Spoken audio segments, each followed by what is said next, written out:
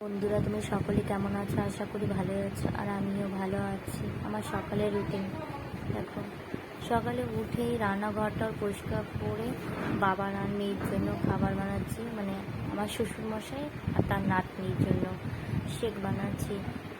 কোনোদিন ডালিয়া করে দিই, কোনোদিন ওটসের শেক বানিয়ে দিই কলা টলা দিয়ে, বাদাম বাদাম দিয়ে। যাই হোক, মেয়েটা আমি গুছিয়ে নিচ্ছি, মেয়েকে আগে দিয়ে তারপরে বাবাকে দিব।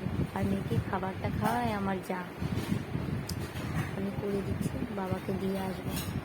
দেখছি সবাই মাছ দিচ্ছে কুয়োর পাড়ে। দেখো, তিনজন বসে গেছে। এটা আমার পিসি শাশুড়ি, পিসি শাশুড়ি, সে মাছ দিয়ে নিয়ে যাচ্ছে। আর কাকি শাশুড়ি বৌমাও মাছ দিচ্ছে, আর আমার যাও মাছ দিচ্ছে। আমি ওখান থেকে এসে সবজি টবজি কাটা শুরু করে দিয়েছি। কুয়োশ আলু দিয়ে, ছোটো মাছ তো, টাটকা মাছ, কুয়োশ আলু দিয়ে ঝোল করবো একদম পাতলা করে, জিরে আদা বাটা দিয়ে। আর চাল কুমড়োটা দেখছো তো, চাল কুমড়োটা আমাদের বাড়ির, মানে বাড়ির বলতে আমার বাপের বাড়ি। কাল বাদে পরশু গিয়েছিল আমার বাপের বাড়িতে। আমার বাবা অসুস্থ ছিল, বাবাকে দেখতে গিয়েছিল আমার হাজব্যান্ড, সেখান থেকে পাঠিয়ে দিয়েছে আমাদের জন্য।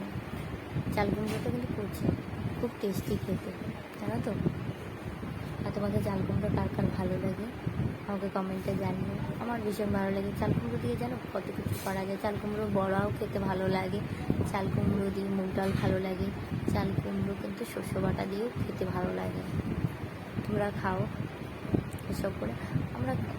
আমার শ্বশুর আবার খেতে ভালোবাসে একদম চোকা চোকা করে কেটে, আলু দিয়ে, জিরে আদা বাটা, পেঁয়াজ টিয়াজ দিয়ে, মশলা দিয়ে কষানো কষানো, যেরকম মাংস রান্না করে ওরকম খেতে ভালোবাসি।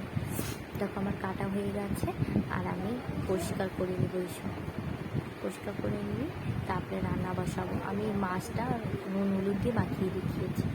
মাংস নিয়ে আসলে এই সময় আমার হাজবেন্ড মাংসটাকে ঢেলে রেখে এখন আমি মাছগুলোকে ভালো করে ভেজে নিই। দেখো ঘরের অবস্থা কি আমার। আমি এখন রান্না টান্না বসিয়ে, অর্ধেক রান্না হয়ে গেছে। মাংসটা দেখো, মাংসটাও হয়ে গেছে আমার। টাটা।